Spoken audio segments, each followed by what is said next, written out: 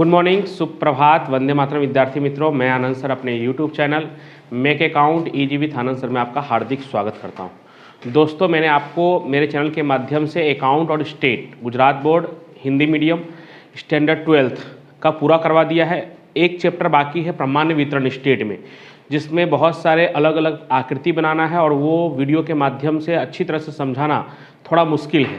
इसके लिए हो सकता है तो शायद उसकी वीडियो अवेलेबल मैं नहीं करवा पाऊँ, लेकिन उस चैप्टर को आप पूरा छोड़ भी देते हैं तो भी आप 100 मार्क्स का पेपर अटैम्प्ट कर सकते हैं नए पेपर फॉर्मेट के हिसाब से। मैंने आपको ऑलरेडी ब्लूप्रिंट और पेपर फॉर्मेट 2022 में जो 28 मार्च से जो बोर्ड की एग्ज़ाम होने वाली है उसके लिए मैंने आपको बताया हुआ है। फिर भी कई बच्चों का कमेंट आया था और कई बच्चों का कहना था कि सर किस प्रकार से कौन कौन से पार्ट को छोड़ दे या कौन कौन से पार्ट को हम पढ़ें तो हमें अच्छे से अच्छा मार्क्स आ जाए, हम लोग पास हो जाए, या पहले किन पाठों को पढ़ना चाहिए, किन पाठों को बाद में पढ़ना चाहिए, किस पाठ को नहीं पढ़ेंगे तो भी चलेगा। इन सब प्रश्नों का जवाब आज की इस वीडियो में आपको मिलेगा। चाहे वो अकाउंट विषय हो चाहे स्टेट विषय हो, हमें पहले क्या क्या पढ़ना चाहिए, कौन से चैप्टर ऐसे हैं जो बहुत आसान है, बिना किसी के मदद लिए भी हम वो सीख सकते हैं। अभी तक हमने बिल्कुल भी कुछ भी नहीं पढ़ा है अकाउंट में और स्टेट में, तो भी हम कैसे पास हो सकते हैं। तो अगर इस वीडियो को अच्छी तरह से समझेंगे और उसके अनुसार आप प्लानिंग करेंगे और उस प्लानिंग को अच्छी तरह से पूरा करेंगे तो ज़रूर आप अच्छे नंबरों से, पास होने की बात नहीं कर रहा हूँ, अच्छे नंबरों से आप पास हो सकते हैं अकाउंट और स्टेट दोनों विषय में। बस आपको क्या करना है कि ये जो प्लानिंग है उसको अच्छी तरह से समझना है और इसको फॉलो करना है, इसके अनुसार आपको काम करना है। सिर्फ प्लानिंग को लिख लेंगे आप नोटबुक में, फिर कोई काम नहीं करेंगे तब नहीं होगा, ठीक है। तो सबसे पहले मैं कोशिश करूंगा कि आपको अकाउंट और स्टेट का जो ब्लूप्रिंट मैंने बताया था उसमें से अकाउंट विषय का ब्लूप्रिंट आपको स्क्रीन पर दिखाई दे। तो उस ब्लूप्रिंट में आप देख सकते हैं कि सेक्शन ए और सेक्शन बी, जैसा मैंने ब्लूप्रिंट में भी कहा था, हो सकेगा तो उसके वीडियो का लिंक भी इसके डिस्क्रिप्शन बॉक्स में मैं आपको दे दूंगा। तो उस ब्लूप्रिंट के वीडियो में भी मैंने आपको कहा था कि सेक्शन ए और बी किसी भी विषय का हो, उसके लिए आपको क्या करना है। तो उसके लिए सबसे पहला काम कि स्वाध्याय के पीछे जो सेक्शन ए और बी दिया हुआ है, ए का जवाब तो मोस्ट ऑफली अकाउंट और स्टेट विषय में तो मैंने देखा हुआ है पीछे दिया होता है, तो उसकी सहायता से आप उसको क्या कर सकते हैं, याद कर सकते हैं टिक लगाकर। और बी का जो अकाउंट और स्टेट का पीडीएफ है या वीडियो है वो मैंने बनाया हुआ है सेक्शन बी के लिए। अकाउंट विषय का भी पार्ट 1 पार्ट 2 का बनाया हुआ है, स्टेट विषय का भी पार्ट 1 पार्ट 2 का बनाया हुआ है। अकाउंट और स्टेट के पार्ट 1 का पीडीएफ भी शेयर किया हुआ है कि अगर वीडियो में देखने में दिक्कत हो तो मैंने पीडीएफ भी शेयर किया हुआ है। फिर उसमें भी कई बच्चों का प्रश्न होता है कि सर उतना पढ़ लेंगे तो हो जाएगा। ऐसा मैं नहीं कह रहा हूँ कि उतना पढ़ लेंगे तो हो जाएगा, क्योंकि इस बार जो एमसीक्यू क्वेश्चंस है या जो एक एक मार्क्स के क्वेश्चन है वो पहले की अपेक्षा ज़्यादा है। पहले 10-10 क्वेश्चन ही पूछा करते थे, इस बार 20 और 10 है।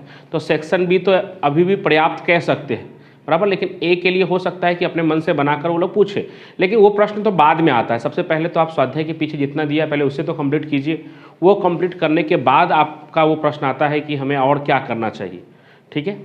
तो ए और बी हर विषय का आप कर सकते हैं। हाँ, स्टेट विषय में कहीं कहीं 1-2 प्रश्न सेक्शन बी में या ए में हल करने वाले हैं, लेकिन वो भी ज़्यादा नहीं है, मुश्किल से 10% या 20%।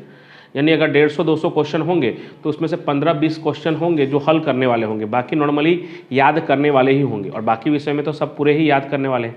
तो वो काम आपको हर विषय में करना है। तो उसका फिर यहाँ पे कोई मैं गाइडेंस या प्लानिंग नहीं बता रहा हूँ, वो सिर्फ आपको याद करना है। अब डिपेंड करता है आप पे कि आप अभी से याद करते हैं कि परीक्षा से पहले याद करते हैं। अगर मैं आपकी जगह स्टूडेंट होऊंगा तो एग्जाम से जस्ट पहले मैं उसे याद करूँगा, क्योंकि ऑन दी स्पॉट अगर पहले से याद करते हैं तो बहुत सारे बच्चों का ऐसा कहना होता है कि बाद में हम भूल जाते हैं। तो एग्जाम से पहले भी आप उसे याद कर सकते हैं, लेकिन एक बार आपको पढ़ के तो जरूर रखना चाहिए। एटलीस्ट याद नहीं कर रहे हैं लेकिन एक बार पढ़ के जरूर रखना चाहिए, क्योंकि एकाएक में जल्दीबाजी में आप याद करेंगे तो उतने जल्दी भूलेंगे भी, ठीक। और पहले से पढ़ा होगा, अच्छे से नहीं भी याद हुआ होगा तो लास्ट में याद करने में थोड़ी आसानी रहेगी। तो वो आपको ए और बी का काम कर लेना है। तो अब अकाउंट विषय का यहाँ प्लानिंग शुरू करने जा रहा हूँ। Standard 12th Gujarat board subject account planning, चाहे आप हिंदी मीडियम में हो चाहे आप इंग्लिश मीडियम में भी होंगे तो भी इस बात को अच्छी तरह से समझ सकते हैं।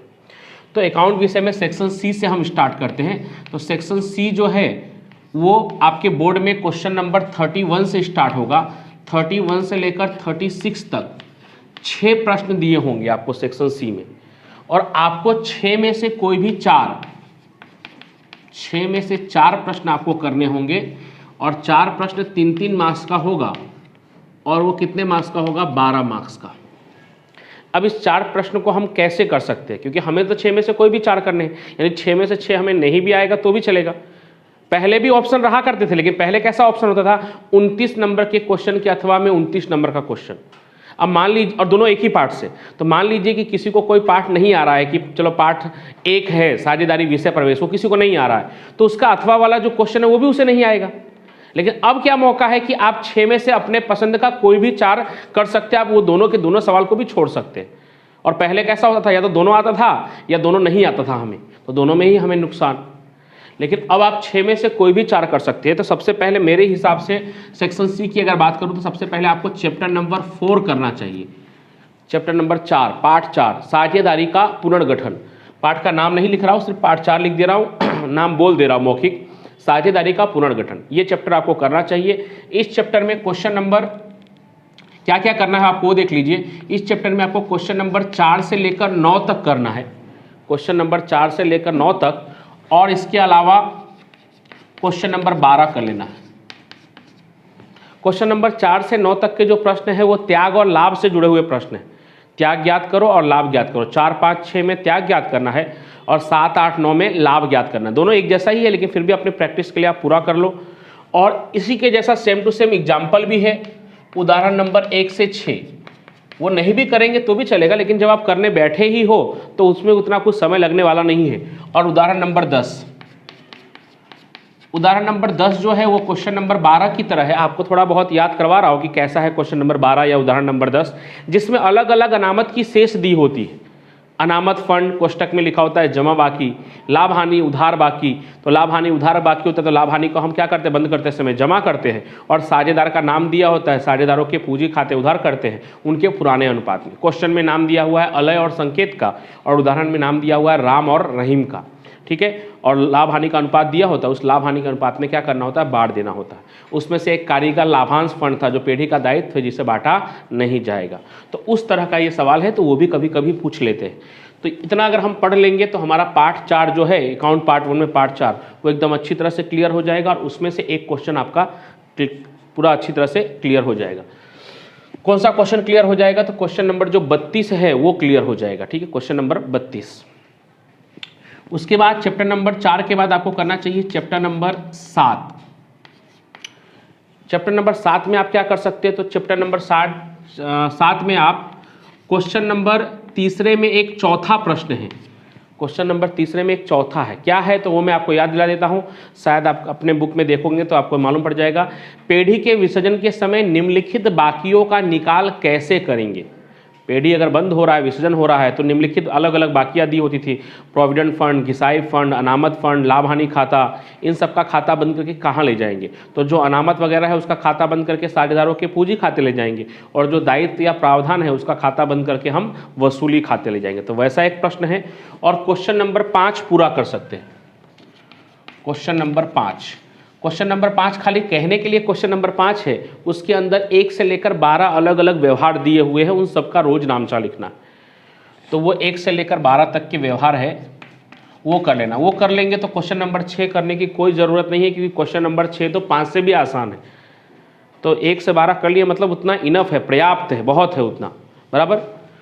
उसके अलावा थियरी के जो 6 टॉपिक है, वो थियरी के 6 टॉपिक आपको पढ़ लेने हैं। ये 6 टॉपिक के मैंने वीडियो बनाए हुए हैं, वीडियो के माध्यम से आपको याद करवाने की कोशिश भी किया हुआ है मैंने। वो 6 टॉपिक कौन से हैं तो आपको याद दिलाने के लिए मैं रिपीट कर दूं। साझेदारी का विसर्जन और साझेदारी पेढ़ी के विसर्जन के बीच अंतर। 1, विसर्जन की जो पद्धति है उसमें पहली पद्धति सामान्य विसर्जन या स्वैच्छिक विसर्जन, जिसको अदालत के हस्तक्षेप के बिना विसर्जन कहते हैं, वो 2। तीसरा है अदालत के आदेश के द्वारा विसर्जन। चौथा है विसर्जन संबंधित कानूनी एवं अन्य प्रावधान। 5वां है वसूली खाते पे टिप्पणी। और 6ठा नंबर का है वसूली खाते की प्रथम पद्धति और दूसरी पद्धति के बीच अंतर। तो वो 6 टॉपिक को आपको पढ़ लेना है। 6 में से कोई एक आपको पूछा जाएगा, हाँ 6 में से 6 नहीं, 6 में से कोई एक आपको पूछा जाएगा, लेकिन तो भी वो 6 ऐसे हैं कि लगभग आप 1 से 2 बार उसके वीडियो देखोगे या आप पढ़ोगे तो आपको याद हो ही जाएगा, क्योंकि पहले भी आपने उसे पढ़ा ही हुआ है। तो ये चैप्टर नंबर 7 हो गया। उसके बाद पार्ट 1 में ही चैप्टर नंबर 1, इसमें से आपको 2 प्रश्न पूछे जाएंगे चैप्टर नंबर 7 में से। चैप्टर नंबर 4 में से 1 प्रश्न पूछे जाएंगे, चैप्टर नंबर 7 में से 2 प्रश्न पूछे जाएंगे, जिसमें से एक रोज नामचा हो सकता है और एक थियरी हो सकता है। कभी कभी दोनों भी रोज नामचा हो जाता है। लेकिन मोस्ट ऑफली एक रोजनामचा और एक थियरी का टॉपिक होता है। रोजनामचा के लिए क्या करना है वो बता दिया, थियरी के लिए क्या करना है वो भी बता दिया। उसके बाद चैप्टर नंबर 1 पढ़ना चाहिए आपको। चैप्टर नंबर 1 में क्वेश्चन नंबर तीसरे का 1 से लेकर 11 तक प्रश्न है। हाँ, ये मैं मान सकता हूँ कि चैप्टर नंबर 1 4 और 7 की अपेक्षा थोड़ा कठिन है, क्योंकि चैप्टर नंबर 7 में भी रोजनामचा है, तो नॉर्मली 4 रोजनामचा याद कर लेते हैं तो पूरा हो जाता है। लेकिन चैप्टर नंबर 1 में अलग अलग 4 से 6 मेथड है जिसकी सहायता से आप क्वेश्चन नंबर 1 से 11 कर पाएंगे। अब मेरे चैप्टर नंबर 1 और पार्ट 2 का चैप्टर नंबर 2 डिवेंचर के हिसाब, ये 2 बचा हुआ है। आप अपनी इच्छा के अनुसार किसी एक को कर सकते हो। तो मुझे लगता है कि शायद आपको डिवेंचर के हिसाब से ज़्यादा अच्छी तरह से चैप्टर नंबर 1 आता होगा, या ज़्यादा अच्छी तरह से आप सीख सकते हैं, क्योंकि डिवेंचर के हिसाब वाला जो चैप्टर है पार्ट 2 में, पार्ट 2, उसमें वेराइटीज़ ऑफ क्वेश्चन है, अलग अलग प्रकार के बहुत सारे क्वेश्चन हैं, बहुत सारे शर्त है जिसका रोजनामचा आपको याद करना पड़ेगा। उसकी अपेक्षा इसमें थोड़ा कम है। तो मेरे हिसाब से आप चाहे तो ये कर सकते हो और डिवेंचर के चैप्टर को ऑप्शन में निकाल सकते हैं, छोड़ सकते हैं, उसको नहीं भी पढ़ेंगे तो भी आपके 4 क्वेश्चन कंप्लीट हो जाएंगे। 1 और 2 3 और इसमें से एक क्वेश्चन आएगा वो 4। इसके लिए इसका कोई उदाहरण करने की जरूरत नहीं, प्रैक्टिस करना होता आप उदाहरण नंबर 1 से 11 कर सकते हैं। लेकिन अगर आप खाली क्वेश्चन भी अपने मन से कर लिए हैं तो उदाहरण करने की इतनी कोई आवश्यकता रहती नहीं है। तो ये सेक्शन सी का पूरा रिविजन हो गया, यानी सेक्शन सी का काम कंप्लीट। ए बी तो आपके ऊपर ही है कि आप कितना उसका तैयारी करते हैं, कैसे याद करते हैं। हाँ, मेरा क्या काम था, बी का सोल्यूशन, तो बी का सोल्यूशन का मैंने PDF भी भेजा है, वीडियो भी बनाया है। पार्ट 2 का शायद नहीं भेजा है तो वो भेज दूंगा। सेक्शन डी क्वेश्चन नंबर 37 से 41, देखने से आपको 4 लग रहा है लेकिन 5 प्रश्न है 37 से 41 में। 37, 38, 39, 40, 41 कितने प्रश्न हैं? 5। आपको 5 में से आपके पसंद का कोई भी 3 करना है। 5 में से कितना करना है? 3 प्रश्न करना है। 4-4 मार्क्स के होंगे, 12 मार्क्स के। मेरे हिसाब से पूरे पेपर में सबसे आसान सेक्शन डी ही है, सबसे आसान और सबसे फेवरेट सेक्शन आपका, और सबसे कम समय में पूरा होने वाला, और पूरी गारंटी के साथ आप इसमें 12 में से 12 ला सकते हैं।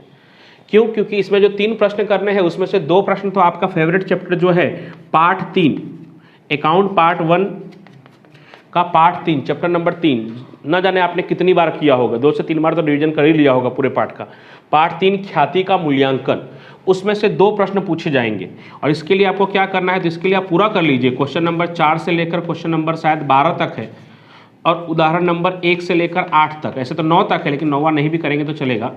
उदाहरण नंबर 1 से 8 तक ये पूरा ही कीजिए, क्योंकि 2 4-4 नंबर मतलब प्रवेश निवृत्ति के जितना बराबर ये चैप्टर का महत्व है। तो इसको हल्के में मत लीजिए, क्योंकि जो चीज़ को हम और कॉन्फिडेंस में लेते हैं गलती भी उसी में होती है, बराबर। कि ये तो चैप्टर मुझे आता है, उसका तो खाली सूत्र पढ़ लेंगे तो आ जाएगा।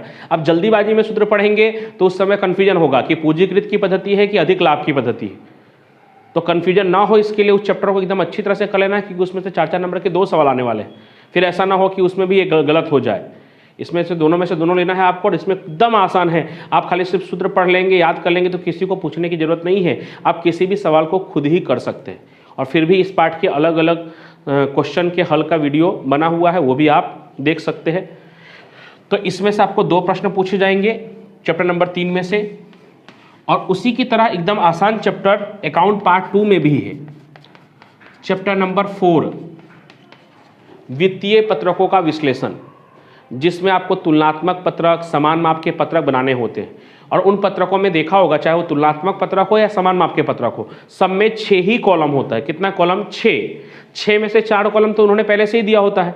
कौन कौन सा? विवरण, टिप्पणी नंबर में कुछ होता ही नहीं है। टिप्पणी नंबर 31-3-16, 31-3-17, 4 कॉलम दिया होता है, सिर्फ 2 कॉलम ही हमें बनाना होता है। तो उतना तो हम कर ही सकते हैं। तो इस चैप्टर को आप अगर कर लेंगे तो आपका सेक्शन डी कंप्लीट हो जाएगा। तो आप ऑप्शन में किसको किसको निकाल सकते हैं? तो ऑप्शन में आप हिसाबी गुणोत्तर को निकाल सकते हैं। हिसाबी गुणोत्तर कोई कठिन चैप्टर नहीं, लेकिन उसमें सूत्र बहुत सारे हैं। 14 तो मेन सूत्र है, उसके अंदर फिर जहाँ वाले बहुत सारे सूत्र, यानी कुल मिलाकर अगर देखा जाए तो 40 से 45 सूत्र है छोटे छोटे पार्ट 5 में। और उतना पढ़ने के बाद आपको 4 नंबर का एक सवाल उसमें से पूछा जाएगा। तो उससे तो कहीं बेहतर ये दोनों चैप्टर है, तो उसको आप ऑप्शन में निकाल सकते हैं।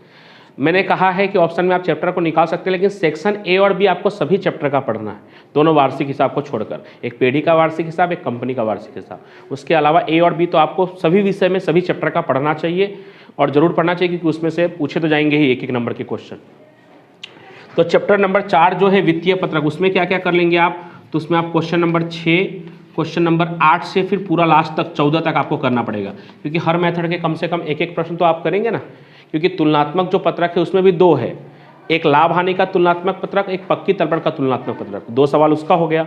फिर 2 समान माप के पत्रक में भी 2 है, लाभ हानि का समान माप का पत्रक और पक्की तलपट का समान माप का पत्रक, उसमें भी 2 है, यानी 4 सवाल हो गए। उसके बाद उन चारों की तरह क्वेश्चन मार्क वाले भी सवाल हैं, तो कुल मिलाकर 8 सवाल। तो प्रैक्टिस के लिए जरूर कर लीजिएगा, भले आपको आ रहा होगा फिर भी कर लीजिएगा। कई जगह पे आपको करते समय लगेगा ये तो मुझे आ रहा है, तो ये सोच के छोड़ना नहीं है, फिर भी उसको पूरा कर ही लेना है, क्योंकि आ रहा है, एक बार आपने पूरा कर लिया, दूसरी बार आपको पलटने की जरूरत ना पड़े। तो एक बार भले आपको आ रहा होगा फिर भी आप पूरा जरूर कर लीजिएगा, ठीक है। तो ये सेक्शन डी कंप्लीट हो गया। सेक्शन ई में क्या करें, तो सेक्शन ई में अभी अभी आपने पार्ट 1 शेयर पूंजी के हिसाब, उसके जो कुछ बचे हुए प्रश्नों के वीडियो है वो भी मैंने धीरे धीरे अपलोड किया था। बचे हुए प्रश्न मतलब प्रमाणसर, शेयर का प्रमाणसर वितरण, क्वेश्चन नंबर 19, 20, 21, इन 3 प्रश्नों के वीडियो मैंने अभी अभी अपलोड किए हैं, उससे पहले बाकी के वीडियो है। तो सेक्शन ई में अभी फिलहाल आप प्रवेश निवृत्ति को छोड़कर शेयर पूंजी के हिसाब का प्रैक्टिस कर सकते हैं, क्योंकि उसमें समय बहुत कम लगने वाला है, और उसमें कौन सा क्वेश्चन प्रैक्टिस करना है वो मैं आपको बता देता हूँ। तो अब सेक्शन ई पे हम आते हैं। तो सेक्शन ई जो है वो क्वेश्चन नंबर 42 टू 46, 5 प्रश्न उसमें भी होंगे, और उसमें भी आपको अपने मर्जी से 3 करना है। अब ये 5 प्रश्न कौन कौन से होंगे, तो 2 आपके प्रवेश वाले चैप्टर में से होंगे, पार्ट 1 अकाउंट पार्ट 1, पार्ट 5 साझेदार का प्रवेश, उसमें से 2 प्रश्न होंगे, और पार्ट 1 में ही साझेदार की निवृत्ति जो पार्ट 6 है उसमें से 1 प्रश्न होगा, 3 हो गया, और पार्ट 2 में जो शेयर पूंजी के हिसाब है उसमें से 2 प्रश्न, यानी कुल मिलाकर 5 प्रश्न होंगे। उन 5 प्रश्नों में से कोई भी 3 प्रश्न करना है, तो अभी प्रवेश निवृत्ति का काफ़ी समय पहले आपने उसको किया था, तो अभी भूल गए होंगे या उसका रिवीजन करने की जरूरत पड़ी होगी। लेकिन सभी लोग, जितने लोग ये वीडियो देख रहे हैं, वो सभी लोग अभी इस पार्ट 2 तो अभी अभी आपने सीखा है, और जिनको भी मैंने पढ़ाया हुआ है ऑफलाइन में, सामने फेस टू फेस, उन हर जगह पे मैंने शेयर पूंजी के हिसाब अभी अभी जस्ट कंप्लीट किया है। तो वो जो चैप्टर हमने अभी अभी सीखा होता है वो हमें थोड़ा ज़्यादा अच्छी तरह से आ रहा होता है, और ये जो चैप्टर है इसमें ऐसे भी समय कम लगने वाला है। ये नहीं कहूँगा कि ये प्रवेश निवृत्ति से आसान है, आसान तो नहीं है तो उसके बराबर ही, लेकिन ये पक्का कहूँगा कि उससे इसमें समय बहुत कम लगेगा, इसको आप जल्दी ही पूरा कर सकते हो, और इसमें वेराइटीज ऑफ क्वेश्चन भी थोड़ा कम ही है, उतना नहीं है। और इसके लिए सिर्फ आपको, यानी अकाउंट पार्ट 2 का जो चैप्टर नंबर 1 है, इसके लिए आपको क्वेश्चन नंबर 14 से लेकर क्वेश्चन नंबर 21 तक आपको पढ़ना है। 14 से 21 सभी प्रकार के प्रश्नों का समावेश उसमें आ जाएगा। क्वेश्चन नंबर 14 से 21 तक के प्रश्नों को अगर आप पढ़ लेते हैं तो एक तरह से आपने शेयर पूंजी के हिसाब पूरा कर लिया। उसमें से शॉर्ट क्वेश्चन नहीं आता ऐसा नहीं कहूँगा, शॉर्ट क्वेश्चन भी 4-4 नंबर का बोलकर 8 नंबर का पूछ लेते हैं, 2 शॉर्ट क्वेश्चन, लेकिन लॉन्ग क्वेश्चन में शॉर्ट क्वेश्चन का समावेश हो ही गया है, क्योंकि जितने भी जब्ती वाले हमने प्रश्न किए हैं ऑलरेडी वो शॉर्ट क्वेश्चन में सिर्फ उतने का ही पूछा जा सकता है, तो वो ऑलरेडी उसकी प्रैक्टिस हो गई है। और बाकी का प्रवेश निवृत्ति को अभी फिलहाल आपको रहने देना है। इसमें से आपको 16 नंबर तो यहाँ से भी आपको मिल जाएगा, 2 सवाल यहाँ से भी आप कर सकेंगे।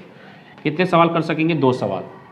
अब सेक्शन एफ, सेक्शन एफ में भी 2 प्रश्न होते हैं, क्वेश्चन नंबर 47 और 48।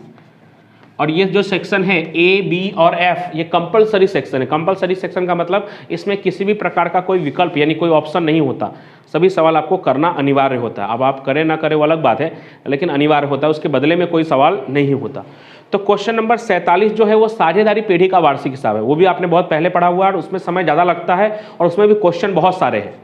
किसी को भी नहीं कह सकते कि भाई ये क्वेश्चन इंपॉर्टेंट है, ऐसा कुछ भी नहीं है, कोई भी क्वेश्चन आ सकता है। अगर ऐसा मैं कहता हूँ कि भाई ये क्वेश्चन इंपॉर्टेंट है और वो नहीं आया तो फिर आपको लगेगा ना सर ने इंपॉर्टेंट कहा था लेकिन वो नहीं आया, मैंने वो पढ़ लिया, दूसरा नहीं पढ़ पाया, इसलिए उसमें कोई इंपॉर्टेंट नहीं है, पूछने को कुछ भी पूछा जा सकता है।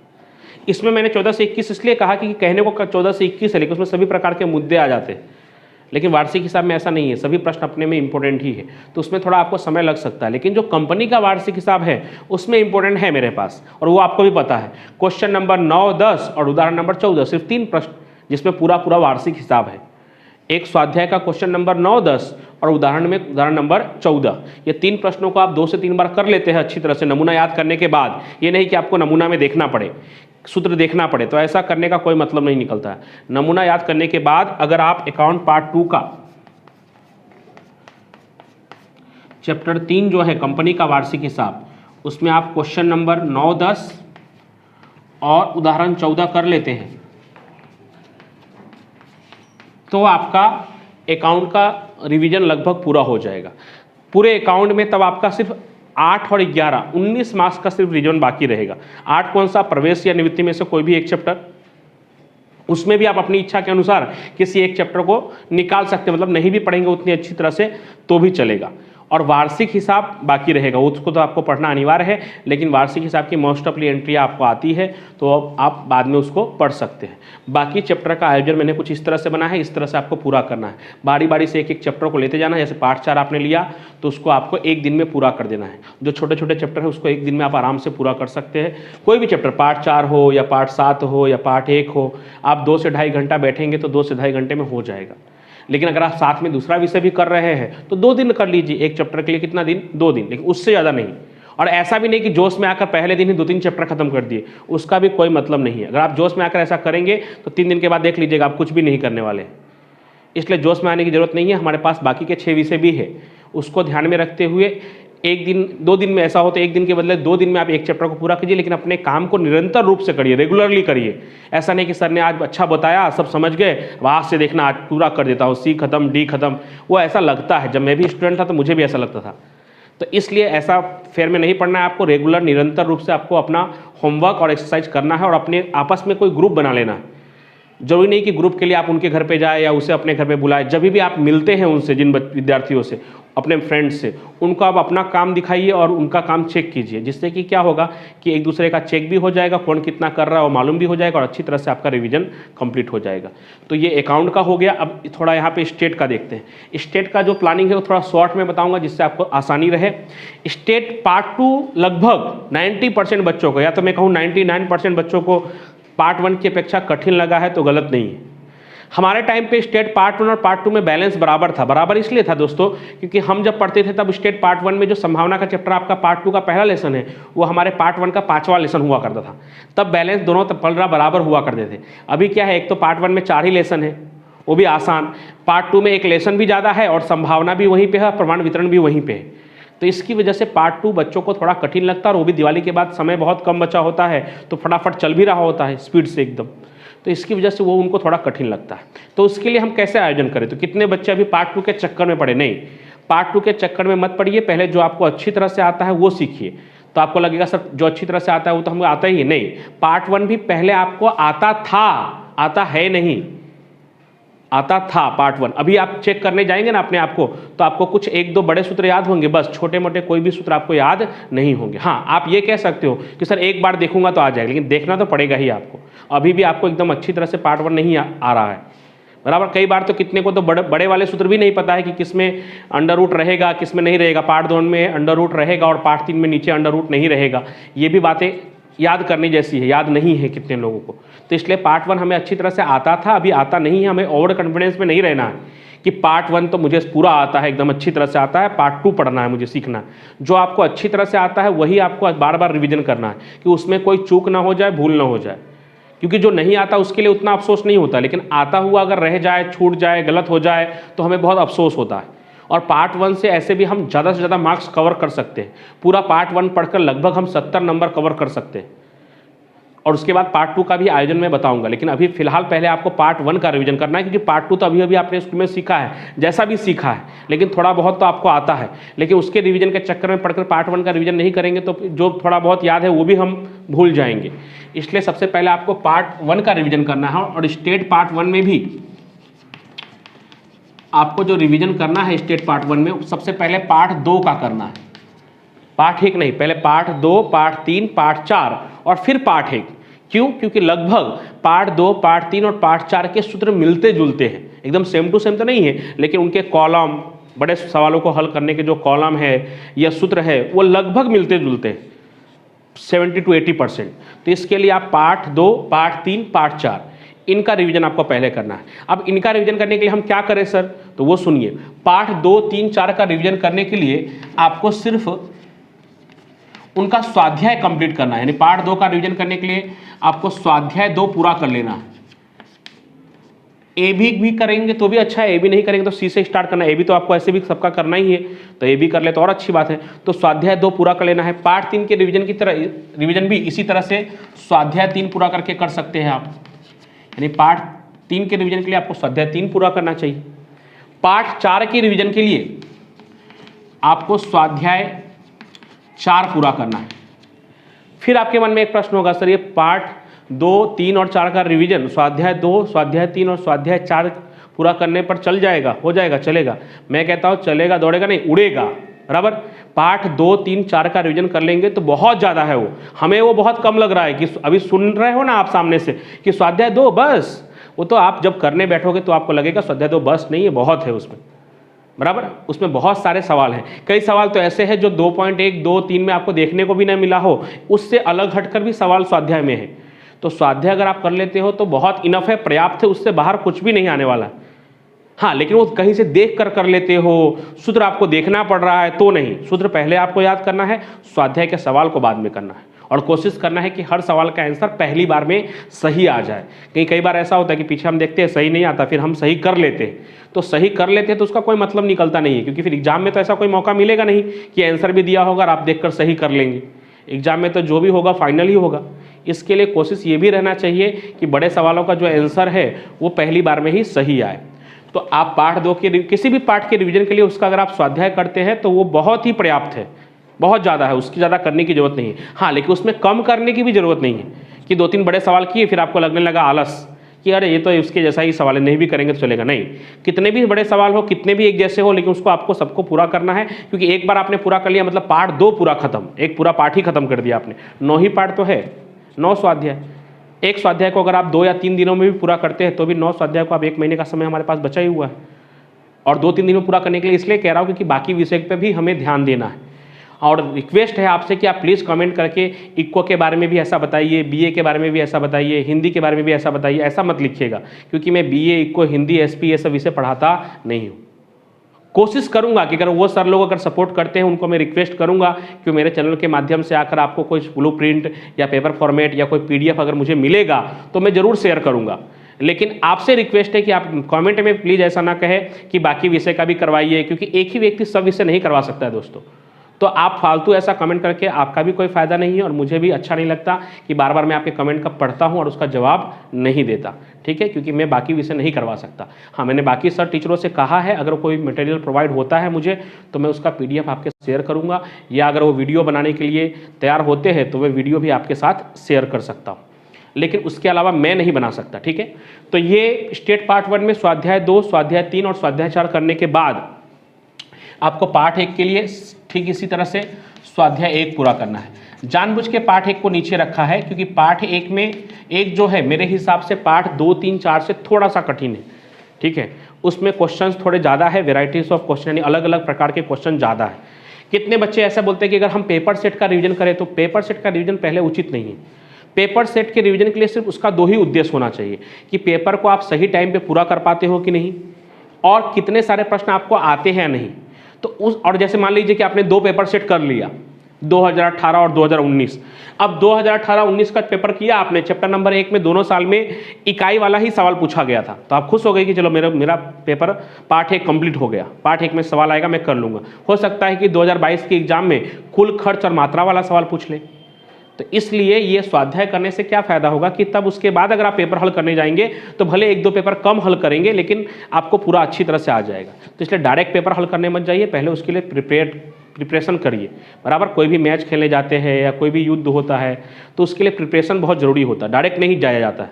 बराबर, तो उसी तरह से एग्जाम है तो आप डायरेक्ट पेपर हल कर लेंगे तो उसका कोई मतलब नहीं है। पेपर में आपको कई सारी चीज़ें नहीं आएंगी तो फिर आपको देखना पड़ेगा, तो देखना नहीं पड़ना चाहिए।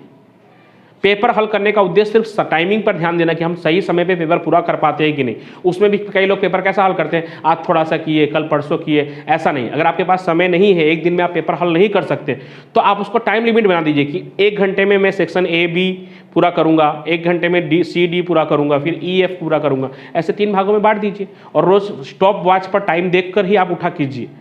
मान लो किसी कारण से आप उठना पड़ रहा था, आप टाइम नोट कर लीजिए, भाई इतने टाइम में मैंने इतने से इतना प्रश्न किया था।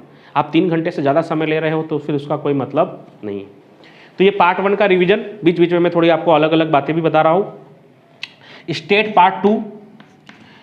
पार्ट 2 में मेरे हिसाब से चैप्टर नंबर, ऐसे तो स्टेट पार्ट 2 स्टेट पार्ट 1 से सभी चैप्टर कठिन ही लगते हैं आपको, लेकिन फिर भी जो सबसे ज़्यादा कठिन लगते हैं वो पार्ट 1 संभावना है और पार्ट 3 प्रमाण वितरण है। कारण उसका ये है कि संभावना काफ़ी लेंदी चैप्टर भी है और उसमें बहुत सारे छोटे छोटे नियम, परिभाषाएँ, वो सब याद रखना पड़ता है।